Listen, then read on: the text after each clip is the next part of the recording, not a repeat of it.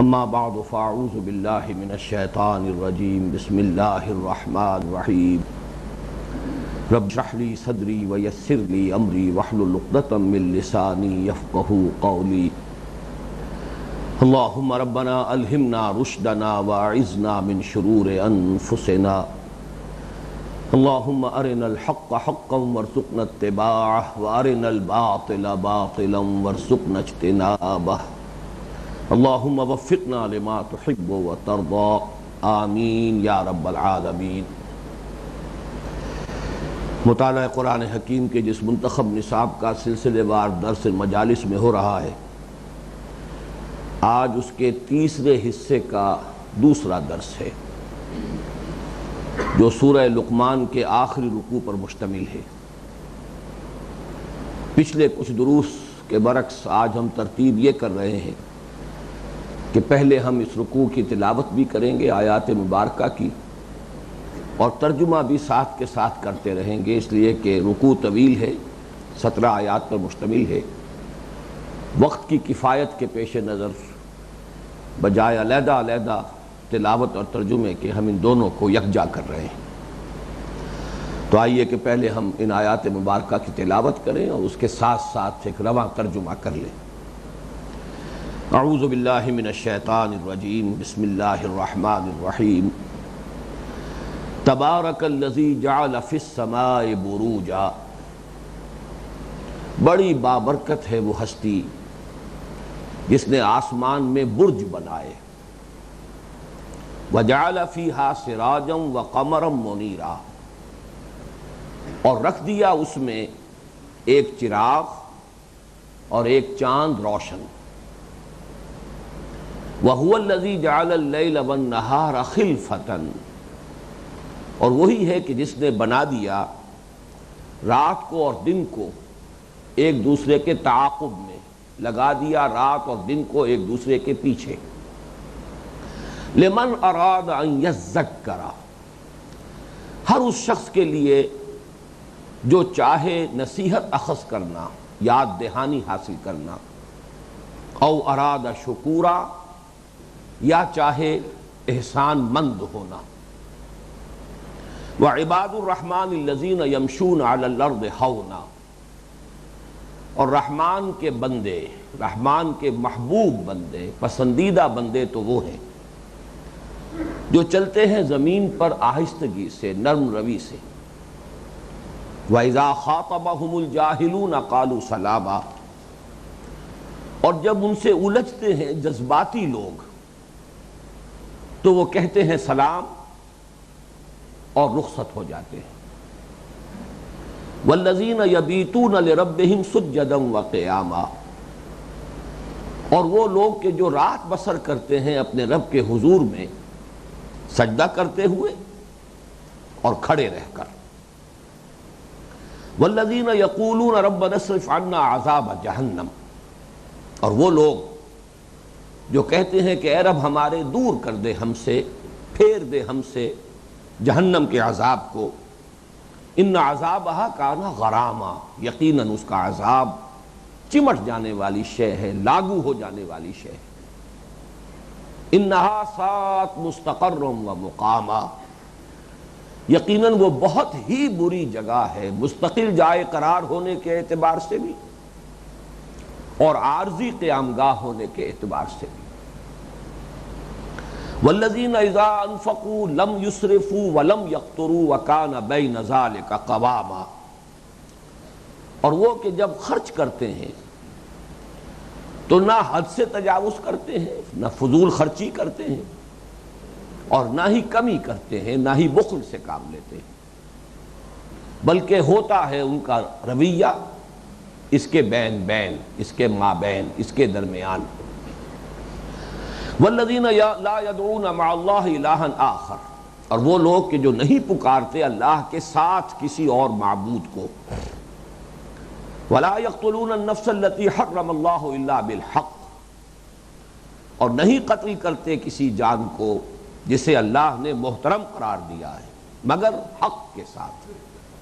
ولا یزنون، اور نہ ہی وہ زنا کرتے ہیں۔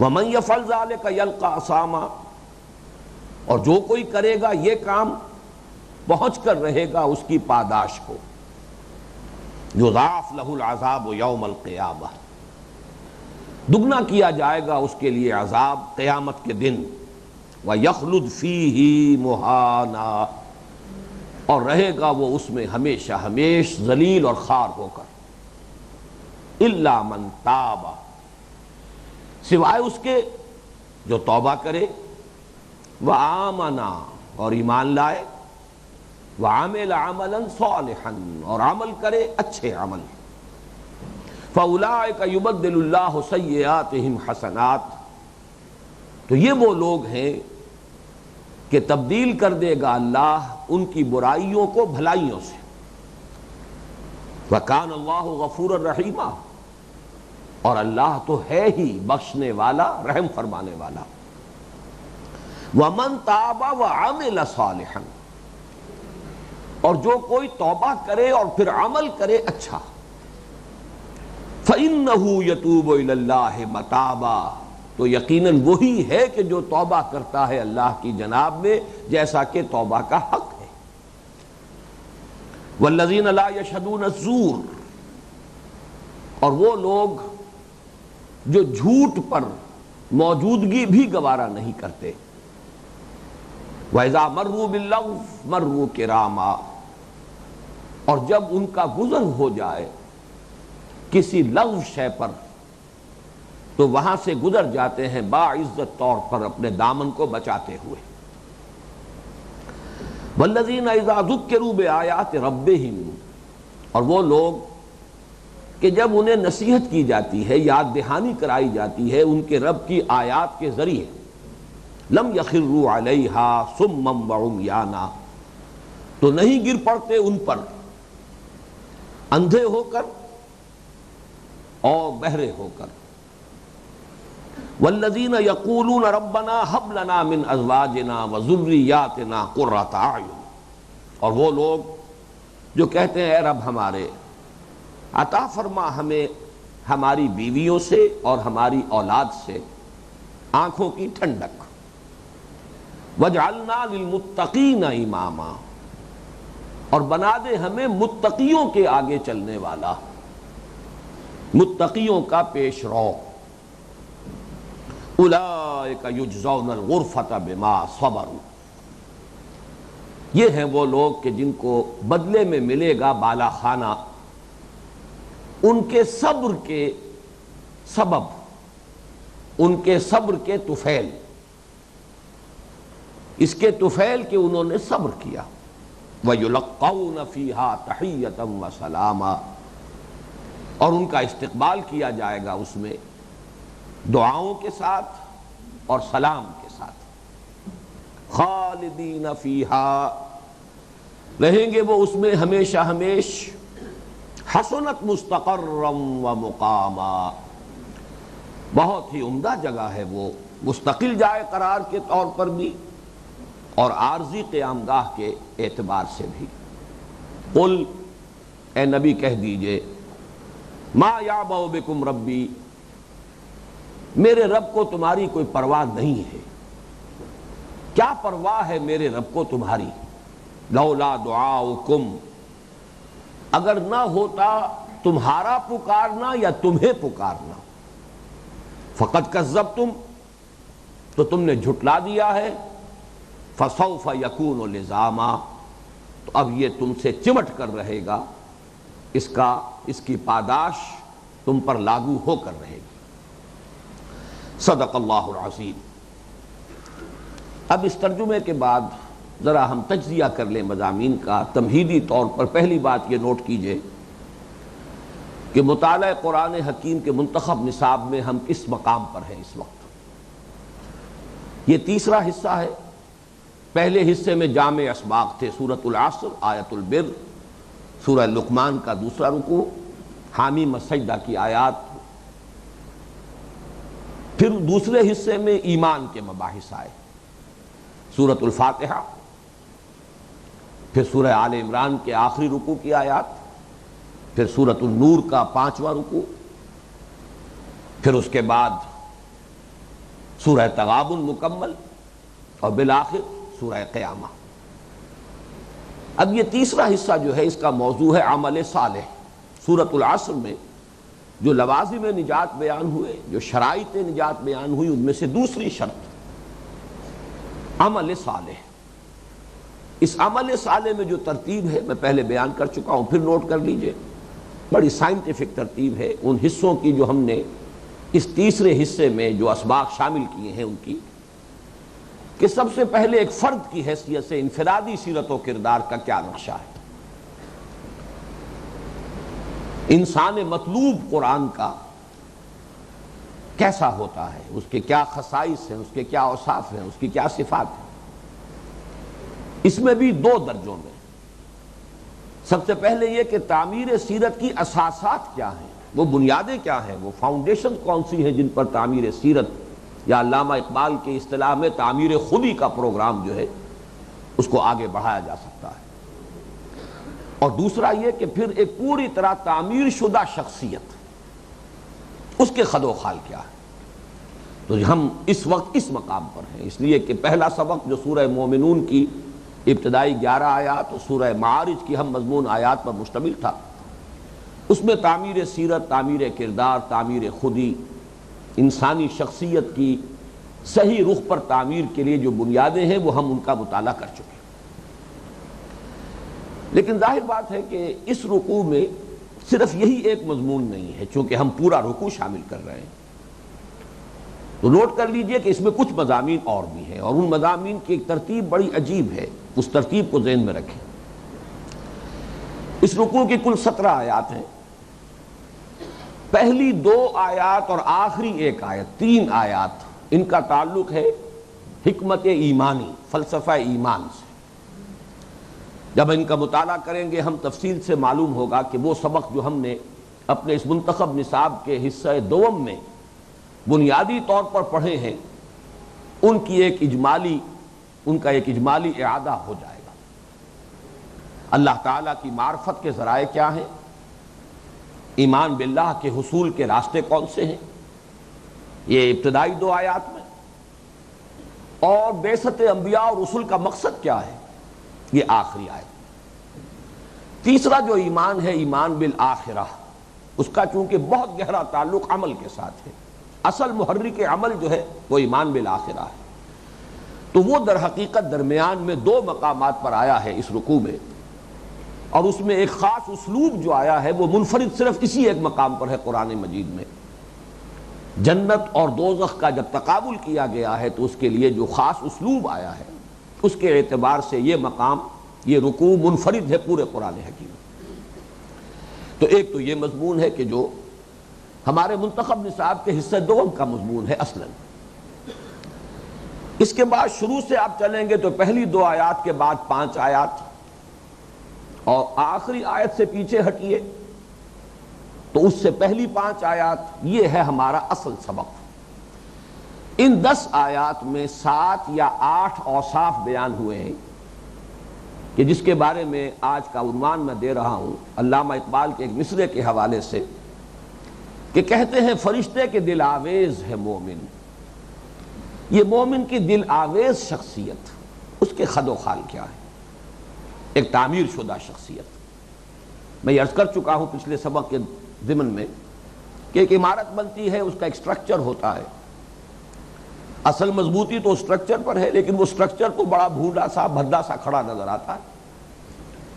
اب اس کی تزئین ہوتی ہے، آرائش ہوتی ہے، فنیشنگ ٹچز دیے جاتے ہیں، اس کے لیے رنگ و روغن ہے، دل آویزی تو اس میں ہے، حسن اس میں ہے، لیکن سب کو معلوم ہے کہ اصل استحکام جو ہے عمارت کا وہ تو سٹرکچر پر ہے، وہ ظاہری ٹیپ ٹاپ پر نہیں ہے۔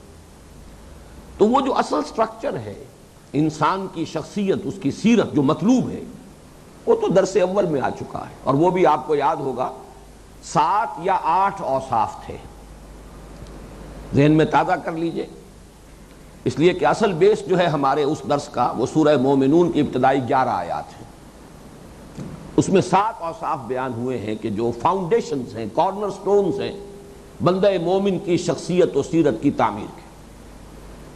اولاً نماز میں خشوع، بالآخر نماز کی محافظت، یہ 2 تو اوصاف ہیں نماز سے متعلق۔ تیسرا وصف تھا والذین هم عن اللغو معرضون، اعراض عن اللغو، لا یعنی باتوں سے اجتناب۔ چوتھا وصف تھا والذین هم للزکاۃ فاعلون، تزکیہ نفس کے لیے مسلسل کوشاں رہنا اور خاص طور پر اپنا مال خرچ کرنا اس کے لیے۔ اس کے بعد پانچواں وصف آیا جس کو ویسے آیات تو اس میں دو ہیں لیکن اسے ضبط شہوت، والذین هم لفروجہم حافظون الا علی ازواجہم او ما ملکت ایمانہم فانہم غیر ملومین فمن ابتغى وراء ذلك فاولئک هم العادون۔ چھٹا اور ساتواں وصف ایک آیت میں آیا، امانت کی پاسداری اور ایفاء عہد، والذین هم لاماناتہم وعہدہم راعون۔ اس کے بعد پھر وہی آیت آ گئی والذین هم علی صلواتہم یحافظون۔ یہ 7 اوصاف ہیں، یہ فنڈامنٹلز ہیں از روئے قرآن، اور میں نے لفظ استعمال کیا تھا یاد ہوگا سلوک قرآنی۔ یہ سلوک قرآنی کا نقطہ آغاز ہے۔ تعمیر سیرت کا جو پروگرام قرآن دیتا ہے اس کے کارنر سٹونز ہیں، اس کے فنڈامنٹلز ہیں۔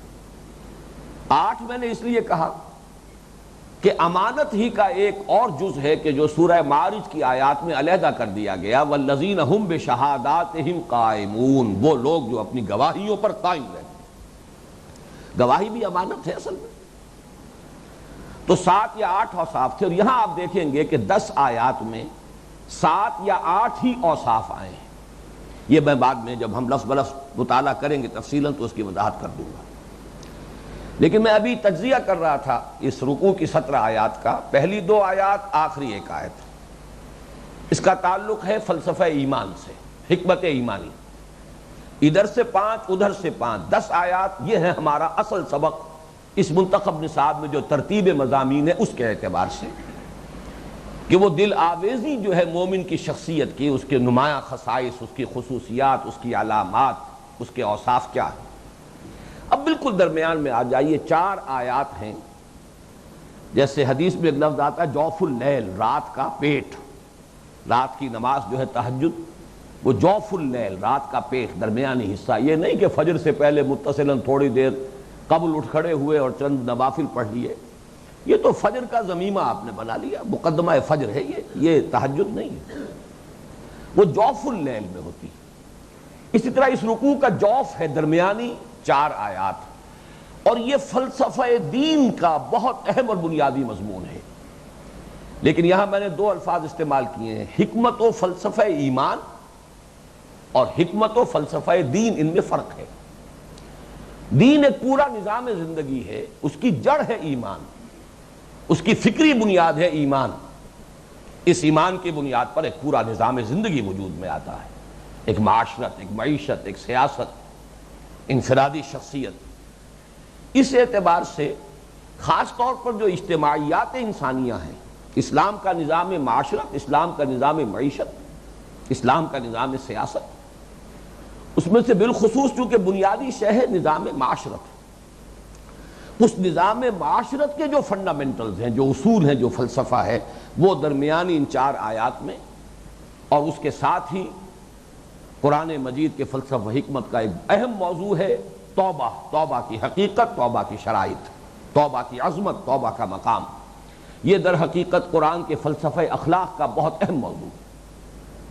تو یہ ترتیب ہے، درمیان میں 4 آیات جن کا تعلق دین کے نظام سے ہے، فلسفہ دین سے، انتہا پر ایمان کا فلسفہ حکمت ایمانی، درمیان میں 5 جمع 5 10 آیات ہیں جو اصل میں ہمارے اس منتخب نصاب میں جو ترتیب مضامین چل رہی ہے اس کے اعتبار سے وہ ہمارے اس سبق سے متعلق ہے۔ اب آئیے ہم اس کا سلسلہ وار لفظ بلفظ مطالعہ شروع کرتے ہیں۔ تبارک الذی جعل فی السماء بروجا، بڑی بابرکت ہے وہ ذات، وہ ہستی جس نے آسمان میں برج بنائے۔ تبارک کا یہ باب تفاعل ہے، تفاعلہ، اور اس کا ایک خاصہ ہے مبالغہ، بہت بابرکت، اس میں مبالغہ ہے برکت کا، بڑی بابرکت ہے وہ ذات۔ لیکن یہاں اب نوٹ کرنے کی ضرورت ہے کہ برکت کہتے کسے ہیں؟ یہ لفظ ہمارے ہاں عام مستعمل ہے، اللہ برکت دے، مبارک ہو، آسمانی برکات، زمینی برکات۔ قرآن مجید میں یہ لفظ سوائے ایک جگہ کے یہ صرف اللہ تعالیٰ کے لیے استعمال ہوا ہے، تبارکہ، اور 9 مرتبہ آیا ہے، اور اس میں سے 3 مرتبہ اس سورۃ الفرقان میں آیا ہے جس کا یہ آخری رکوع ہے۔ سورۃ الفرقان کا پہلا لفظ بھی یہی ہے، تبارک الذی نزل الفرقان علی عبدہ لیکون للعالمین نذیرا۔ بڑی بابرکت ہے وہ ذات جس نے یہ فرقان نازل کیا اپنے بندے پر صلی اللہ علیہ وسلم تاکہ وہ تمام جہان والوں کے لیے خبردار کرنے والا بن جائے۔ وہی تبارکہ کا لفظ ہے جس سے یہ آخری رکوع شروع ہو رہا ہے۔ عام مفہوم برکت کا کیا ہے؟ خیر کثیر، جس شے میں جو بھی خیر مثمر ہے اگر اس کا ظہور کثرت کے ساتھ ہو تو یہ برکت ہے۔ لیکن یہ کہ اصل میں لغوی اس کی اصل کیا ہے، جڑ کیا ہے، بنیاد کیا؟ برق اصل میں کہتے ہیں اونٹ کا جو سینہ ہے یہ ہے اس کا برق، اور اونٹ جب بیٹھتا ہے اپنے سینے کے اوپر ٹک جاتا ہے، اب وہ جم گیا۔ تو یہاں سے کسی شے میں جماؤ، کسی شے میں تمکن، کسی شے میں ٹھہراؤ، یہ در حقیقت اس لفظ کی اصل لغوی بنیاد ہے۔ اور ظاہر بات ہے جب کہیں ٹھہراؤ ہوتا ہے، جماؤ ہوتا ہے، تبھی جو خیر ہے وہ پھر اس کا ظہور ہوگا۔ انسان شیکی ہے یا کوئی صورتحال ایسی ہے، دگرگوں ہے ہر وقت، تو پھر اس میں سے جو خیر ہے وہ برآمد نہیں ہوتا۔ باقی قرآن مجید نے خاص طور پر اس لفظ کو استعمال کیا ہے، ایک تو قرآن کے لیے کتاب مبارک، کتاب انزلناہ الیک مبارک لیدبروا آیاتہ ولیتذکر اولو الالباب، اور ایک بارش کا پانی ماء مبارکہ۔ اب اس دونوں میں نوٹ کیجئے، بارش بھی زمین کے خیر کو برآمد کرتی ہے۔ زمین میں جو روئیدگی ہے، اس کی جو صلاحیت ہے، زمین تو پڑی رہتی ہے، بے آب و گیا، اس میں حیات کے، زندگی کے کوئی آثار نہیں ہوتے۔ بارش برستی ہے، اسی میں سے سبزہ نکل آتا ہے، اسی میں سے فصل اپجتی ہے۔ تو پانی ذریعہ بنا ہے زمین کے خیر کو برآمد کرنے کا۔ اسی طرح قرآن ذریعہ بنا ہے انسان کی روح میں، اس کی باطن میں، اس کی شخصیت میں جو اللہ نے خیر ودیت کیا ہے اسے برآمد کرنے کا۔ تو ماء مبارکہ اور کتاب مبارک۔ باقی تبارکہ اس شکل میں یہ لفظ جیسا کہ میں نے عرض کیا ہے، اگرچہ ایک شخصیت بھی ایسی ہے جس کے لیے مبارک کا لفظ قرآن میں آیا، وہ حضرت مسیح کی ہے، وَجَعَلَنِي مُبَارَكًا أَيْنَمَا كُنتُ وَأَوْصَانِي بِالصَّلَاةِ وَالزَّكَاةِ مَا دُمْتُ حَيًّا۔ باقی یہ لفظ اور کسی کے لیے نہیں آیا ہے۔ تبارکہ یا اللہ کے لیے، یا یہ لفظ ماء مبارک، اور یا یہ کتاب مبارک ہے قرآن حکیم۔ تبارک الذی، بڑی بابرکت ہے وہ ذات، یعنی اب اس رکوع کے حوالے سے سمجھیے، انسان میں جو خیر اللہ نے رکھا ہوا ہے اس کے برآمد ہونے کا، نشو و نما پانے کا ذریعہ یہی ہے کہ اللہ کی معرفت انسان کو حاصل ہو جائے۔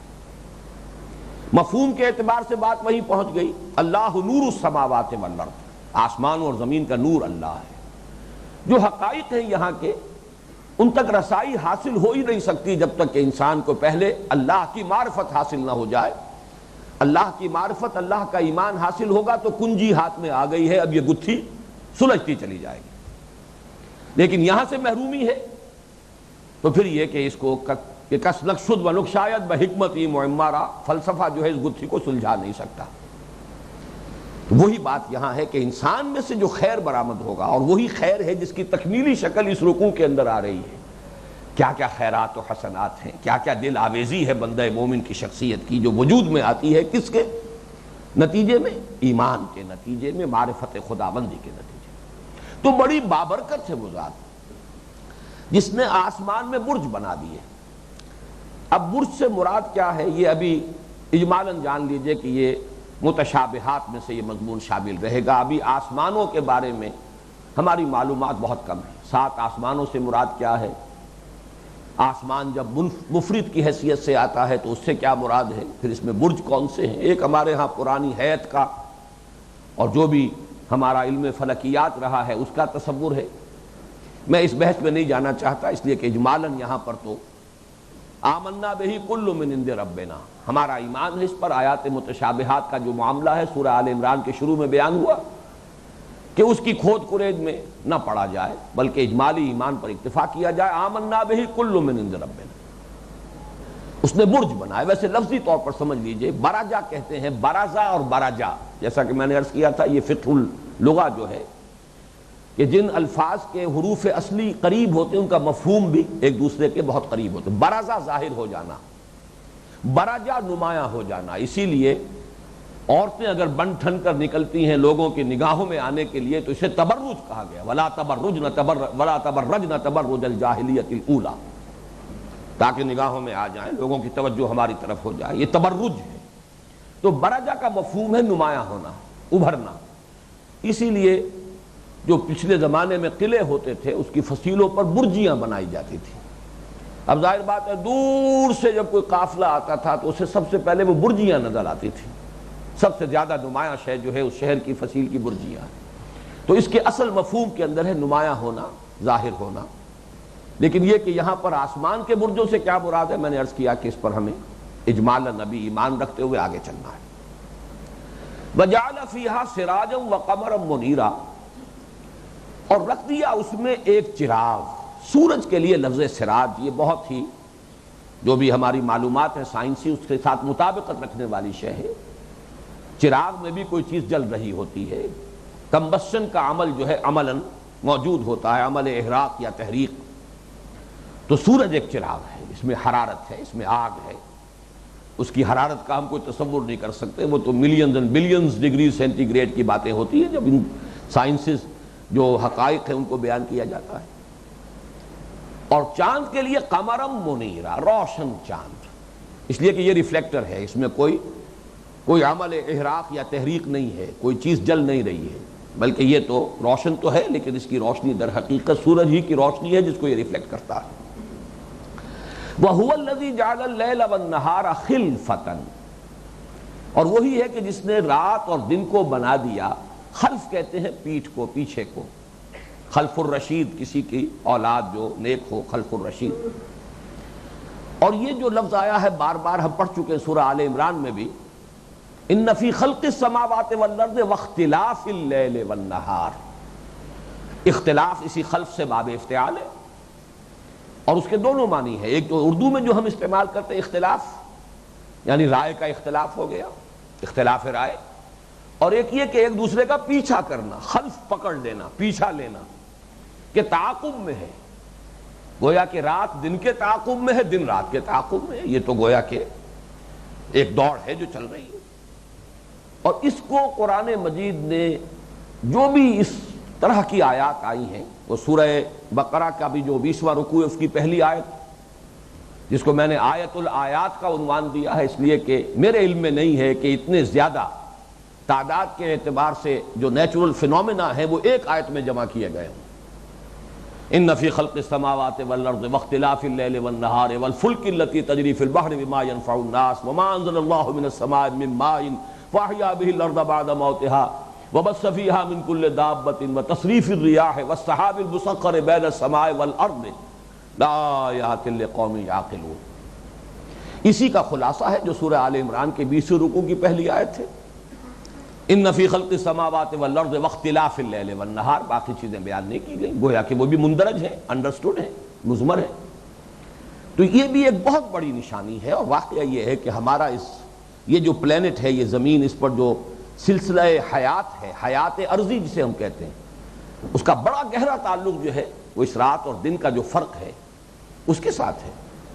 اس لیے کہ بیسک جو لائف ہے یہاں پر، جو پلانٹ کنگڈم ہے، نباتاتی جو حیات ہے، اس میں آپ کو معلوم ہے اس کی ریسپیریشن یہ بالکل ریورس ہو جاتا ہے، رات کے وقت کچھ اور ہے، دن کے وقت کچھ اور ہے، اور اسی سے سارا نظام چل رہا ہے۔ تو اللہ تعالیٰ کی عظیم آیات میں سے ہے آسمانوں اور زمین کی تخلیق اور رات اور دن کا الٹ پھیر، اسی کا یہاں اشارہ کیا۔ وَهُوَ الَّذِي جَعَلَ اللَّيْلَ وَالنَّهَارَ خِلْفَةً۔ اب ہیں وہ دو حصے جو گویا کہ ہمارا جو دوسرا حصہ تھا مباحث ایمانی، اور ایمان کے لیے قرآن مجید کا جو فطری اسلوب استدلال ہے، گویا کہ اس کا اجمالی اعادہ ہو جائے گا یہ تمام آیات، یہ آیات آفاقیہ، کھول آنکھ زمین دیکھ، فلک دیکھ، فضا دیکھ، افلا ينظرون الى الابل كيف خلقت والى السماء كيف رفعت والى الجبال كيف نصبت والى الارض كيف سطحت، ان سب کا فائدہ کیا ہے؟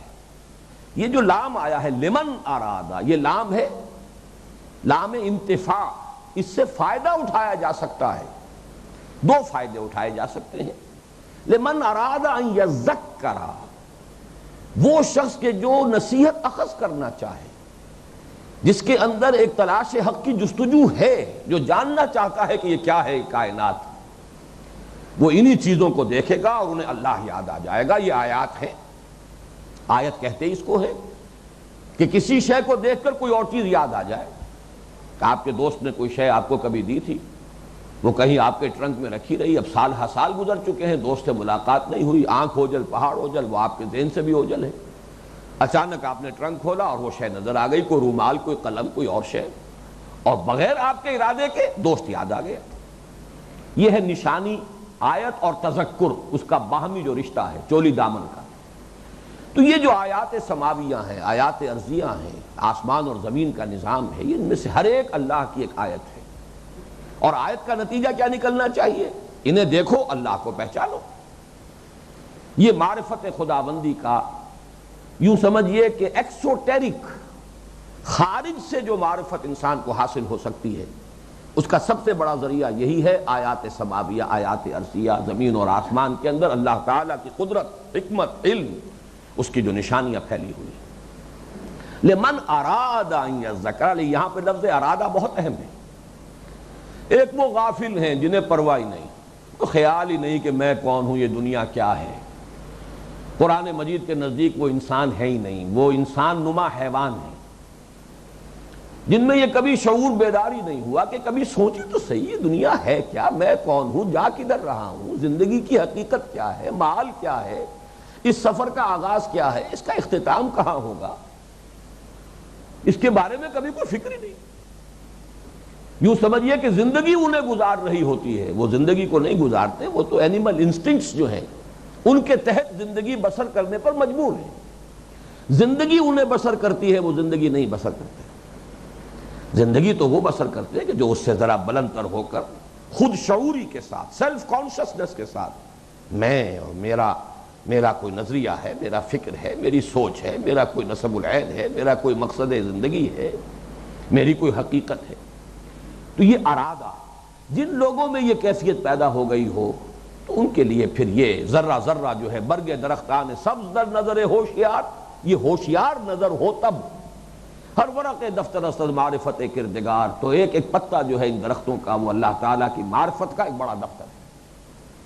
یہ ہے سارا مضمون جو سورہ آل عمران کا جو ہماری آخری آیات کا جو درس ہے، گویا کہ لمن اراد ان یذکر، جس کے اندر یہ طلب ہوگی، جس میں یہ جذبہ ابھر آئے گا، جو حقیقت کو جاننا چاہے گا، تو ایک ایک ذرہ بولے گا اور پکارے گا اور گواہی دے گا اللہ کی، وہ سنے گا اپنے دل کے کانوں سے کہ آسمان بھی کچھ کہہ رہا ہے اور زمین بھی کچھ کہہ رہی ہے، اور ایک ایک پتا کچھ کہہ رہا ہے، کسی کی گواہی دے رہا ہے۔ او ارادہ شکورا، یا وہ شکر کرنا چاہتا ہو۔ اب یہ سورہ لقمان کا جو دوسرا رکوع ہے، اس کا پورا مضمون یہاں ایک لفظ میں آ گیا۔ حکمت کا نقطہ آغاز کیا ہے؟ فطرت سلیمہ، عقل سلیم، اور فطرت سلیمہ کا مظہر کیا ہے؟ جذبہ شکر۔ انسان کے اندر اگر اس کی فطرت پرورٹ نہیں ہوئی ہے، مست نہیں ہوئی ہے، تو یہ وصف ہونا چاہیے کہ اگر اس کے ساتھ کسی نے کوئی بھلائی کی ہے تو اس کے لیے خاص قسم کا جذبہ تشکر، احسان مندی کی کیفیت اس کے دل میں پیدا ہو۔ اگر نہیں ہو رہی تو فطرت مست ہو چکی، اندر کا انسان مر چکا، فطرت کے سوتے خشک ہو چکے۔ یہ فطرت کی زندگی اور فطرت کی صحت کی علامت ہے۔ اب اس کے بعد رہ جاتا ہے ایک ہی مرحلہ، اصل منعم کو پہچانو، اصل محسن کو پہچانو۔ تمہارے منعم اور محسن تمہارے والدین بھی ہیں، تمہاری قوم بھی ہے، یہ سورج بھی ہے جس سے تمہاری فصلیں پک رہی ہیں، یہ ہوائیں بھی ہیں جو بادلوں کو لے کر آتی ہیں، بارش برستی ہے، پوری کائنات ہے۔ لیکن ایک چھلانگ لگاؤ تو کوئی بھی نہیں، حقیقت میں صرف اللہ ہے۔ یہ تمام سلسلہ اسباب جو ہے ایک مسبب الاسباب کی گرفت میں ہے، یہ اسی کا احسان ہے، اسی کا انعام ہے، اسی کی ربوبیت ہے، یہ سب کے سب در حقیقت اسی کے قبضہ قدرت کے اندر جک رہے ہیں۔ یہ ہے شکر کے جذبے سے اللہ تک پہنچنا۔ تو یا تذکر سے اللہ تک پہنچیں گے اور یا شکر سے اللہ تک پہنچیں گے، اور وہ دونوں جذبے ابھریں گے انہی مشاہدات سے۔ تبارک الذی جعل فی السماء بروجا وجعل فیہا سراجا وقمرا منیرا وہو الذی جعل اللیل والنہار خلفۃ لمن اراد ان یذکر او اراد شکورا۔ ان دو آیات میں یوں سمجھیے کہ بڑے اجمال اور اختصار کے ساتھ ہمارا جو حصہ دوم تھا اس منتخب نصاب کا، اس میں ایمان کے لیے، اور ایمان بنیادی طور پر ایمان باللہ ہے، ایمان بالآخرہ بھی اللہ تعالیٰ کی صفت عدل کی توسیع ہے، ایمان بالرسالت بھی اللہ تعالیٰ کی صفت ہدایت کی ایکسٹینشن ہے۔ اصل ایمان تو ہے ایمان باللہ، اس لیے ایمان مجمل میں صرف اللہ کا ذکر ہے، نہ آخرت کا، نہ رسالت کا، نہ کسی اور شے کا۔ آمنت باللہ کما ہوا باسمائہ وصفاتہ وقبلت جمیع احکامہ اقرار باللسان وتصدیق بالقلب۔ بات مکمل ہو گئی۔ ہاں جب تفسیر ہوگی تو آمنت باللہ وملائکتہ وکتبہ ورسلہ والیوم الآخر والقدر خیرہ وشرہ من اللہ تعالی والبعث بعد الموت۔ تو در حقیقت وہ جو پورا فلسفہ ہے، جو حکمت، قرآن کا اپنا مخصوص استدلال ہے ایمان کے لیے، معرفت خداوندی کے حصول کے لیے، وہ ان دو آیتوں میں آ گیا۔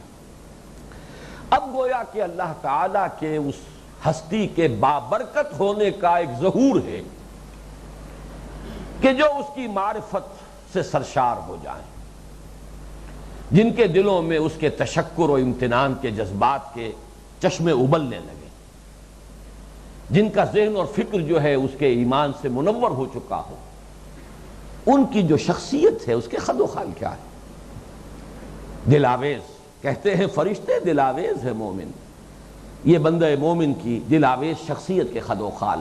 اب یہاں سے گویا کہ ہمارا جو اصل اس منتخب نصاب میں جو ترتیب مضامین ہے اس کے اعتبار سے جو سبق ہے اس حصہ سوم کا دوسرا، اس کا مضمون شروع ہو رہا ہے۔ اور یہاں دیکھیے لفظ نوٹ کیا، عباد الرحمن، یہ بڑی شفقت والی بات ہے۔ یہ بات میں نے بارہا بیان کی ہے، اس وقت کی کمی کا مجھے شدت سے احساس ہے۔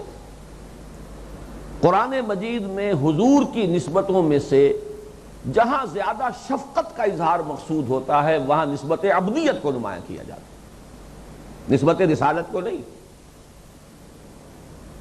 سبحان الذی اسری بعبدہ لیلا من المسجد الحرام الی المسجد الاقصی، الحمد للہ الذی انزل علی عبدہ الکتاب ولم یجعل لہ عوجا۔ خود اس سورہ مبارکہ کی پہلی آیت آپ کو سنا چکا ہوں، تبارک الذی نزل الفرقان علی عبدہ لیکون للعالمین نذیرا۔ یہاں رسول ہی بھی آ سکتا تھا، نبی ہی بھی آ سکتا تھا۔ هو الذی ينزل علی عبدہ آیات بینات لیخرجکم من الظلمات الی النور۔ تو وہ اسی پر قیاس کیجئے، یہ بڑی شفقت اور عنایت کا پہلو ہے۔ اللہ اپنے ان بندوں کا تذکرہ کر رہا ہے، میرے خاص بندے، میرے محبوب بندے، وعباد الرحمن، رحمان کے اصل بندے، رحمان کے محبوب بندے۔ یوں سمجھیے کہ جو حاصل ہیں اس تخلیق کا، اس لیے کہ قرآن مجید کا یہ فلسفہ ہے، یہ پوری کائنات میں جو کلائمیکس ہے کریشن کا، ڈیوائن کریشن کا کلائمیکس، وہ انسان ہے۔ اور انسانوں میں اس کے گلے سرسبد کون ہیں؟ جو اللہ کی معرفت سے جن کے قلوب و اذہان منور ہو گئے، جو اس کے بندے بن گئے، وہی تو اصل انسان ہے۔ اور اسی میں چوٹی پر ہے محمد الرسول اللہ، عبدہ، عبد دیگر، عبدہ چیزیں دیگر، ما سراپا انتظار منتظر، عبدہ، یہی تو ان کی شان۔ تو معلوم یہ ہوا کہ یہاں بڑی شفقت کے ساتھ وعباد الرحمن، یہ رحمان کے بندے کون ہیں؟ اللہم ربنا اجعلنا منہم، اللہ تعالیٰ سے دعا تو کر ہی لینی چاہیے، باقی تو ہماری جتنی بھی ہمت ہوگی، جو بھی اللہ تعالیٰ کی طرف سے توفیق ملے، ان بلندیوں تک پہنچنا۔ مجھے وہ انگریزی نظم جو میٹرک میں پڑھی تھی اس کا مصرع یاد آیا، heights by great man reached and kept. بڑی بلندیاں ہیں، انسان ہی پہنچے ان بلندیوں تک، لیکن یہ کہ اس کی ایک آرزو تو ہو، اس کی خواہش تو ہو۔ آرزو اول تو پیدا ہو نہیں سکتی کہیں اور، ہو جائے تو مر جاتی ہے یا رہتی ہے خام. یہ آرزو، دنیاوی آرزویں جو ہیں وہ تو نہ مرتی ہیں نہ خام ہوتی ہیں، وہ تو روز افزوں رہتی ہیں، بڑھتی رہتی ہیں، پھلتی پھولتی رہتی ہیں. وعباد الرحمن الذین یمشون علی الارض ہونا، رحمان کے بندے وہ ہیں کہ جو زمین پر چلتے ہیں آہستگی سے. کیا معنی؟ تواضع. یہ تکبر کے برعکس کیفیت ہے. جیسے کہ انسان کا جو بھی ذہن ہوگا، جو اس کی سوچ ہوگی، جو اس کا انداز ہوگا فکر کا، ویسی ہی اس کی چال بھی ہوگی. جیسے آپ کہتے ہیں کہ face is the index of mind, اسی طرح انسان کی چال بتاتی ہے کہ یہ مغرور انسان ہے، بڑی تمکنت سے چل رہا ہے، بڑی گردن اکڑائی ہوئی ہے، پاؤں مار مار کر چل رہا ہے. تمکنت یہ ہے غرور، یہ ہے تکبر. اور تکبر بدترین وصف ہے. ساری ضلالتوں اور گمراہیوں کی جڑ بنیاد تکبر ہے. شیطنت کی بنیاد تکبر. ابا واستکبر وکان من الکافرین، یہ ابلیس کا تذکرہ، استکبار. تکبر وہ شے جس کے بارے میں فرمایا لن يدخل الجنہ من کان فی قلبہ مثقال حبۃ من کبر، جنت میں ہرگز داخل نہیں ہو سکے گا وہ شخص جس کے دل میں دانے کے برابر بھی کوئی کبر موجود ہے. چنانچہ ہم دیکھ چکے ہیں سورہ لقمان میں جو آخری نصائح تھیں حضرت لقمان کی، وَلَا تُصَعِّرْ خَدَّكَ لِلنَّاسِ وَلَا تَمْشِ فِي الْأَرْضِ مَرَحًا. دیکھو میرے بیٹے، اپنے گالوں کو پھلا کر نہ رکھنا لوگوں کے لیے، بلکہ سار، وہاں ہم بیان کر چکے ہیں، وہاں سار کہتے ہیں ایک بیماری کو جو اونٹ کی گردن میں پیدا ہو جاتی جس سے کہ گردن ٹیڑھی ہو جاتی تھی. تو یہ کج رخی اور کج ادائی جب ہوتی ہے انسان میں، جب تکبر ہوتا ہے تو وہ سیدھا نہیں کسی سے بات کرتا اور سیدھا اس کو فیس نہیں کرتا، بلکہ ذرا سا تھوڑا سا وہ کج ادائی، کج رخی، کج کلاہی، یہ کج کا لفظ جو ہے بہت استعمال ہوتا ہے. تو یہ کج رخی، کج کلاہی، تو یہ ہے وَلَا تُصَعِّرْ خَدَّكَ لِلنَّاسِ. دیکھنا کبھی اپنے گردن کو ٹیڑھا نہ کرنا لوگوں کے لیے. عام ترجمہ کیا جاتا ہے با محاورہ اپنے گالوں کو مت پھلانا لوگوں کے لیے تکبر میں. وَلَا تَمْشِ فِي الْأَرْضِ مَرَحًا، اور زمین میں مت چلنا اکڑ کر، اینڈتے ہوئے. یہی بات جو ہے اگلا سبق جو آئے گا، اگلے سے اگلا، پہلا سبق تو سورہ تحریم کا ہے، اس کے بعد پھر یہ کہ سورہ بنی اسرائیل کا تیسرا اور چوتھا رکوع، اس میں آئے گا وَلَا تَمْشِ فِي الْأَرْضِ مَرَحًا إِنَّكَ لَن تَخْرِقَ الْأَرْضَ وَلَن تَبْلُغَ الْجِبَالَ طُولًا. اور دیکھنا زمین میں اکڑ کر مت چلنا، چلو زمین میں اکڑ کر. تم کتنی ہی اپنی گردن اونچی کر لو اور کتنا ہی اور اوپر ترا چڑھا لو، ہمارے پہاڑوں تک نہیں پہنچ سکو گے، اور کتنا ہی زمین میں پاؤں اکڑا کر اور مار مار کر چلو، ہماری زمین کو پھاڑ نہیں سکو گے. بہرحال یہ تکبر، اور اسی کے لیے ایک دوسرا لفظ آتا ہے حدیث میں، اعجاب المرء بنفسہ. عجب کہتے ہیں اپنے آپ کو کچھ سمجھنا. اپنے ہی حسن کا دیوانہ بنا پھرتا ہوں، اپنے ہی اوصاف، اپنی ہی صلاحیتیں، اپنی ہی ذہانت، اپنی ہی فطانت، اپنا ہی تقوی، اپنی ہی عبادت گزاری، اسی کا ایک غرہ ہے. یہ عجب ہے. اور اس عجب کے اندر بھی سب سے خوفناک عجب ہوتا ہے رائے پر عجب. اعجاب کل ذی رائن برأیہ. اور یہ اجتماعی زندگی کے لیے یہ در حقیقت گن کی طرح اس کو کھا دینے والی چیز ہے. ہر صاحب رائے اپنی ہی رائے کا جو ہے وہ پروانہ وار طواف کر رہا ہے، اپنی ہی رائے کا، اسی کے گرد گھوم رہا ہے.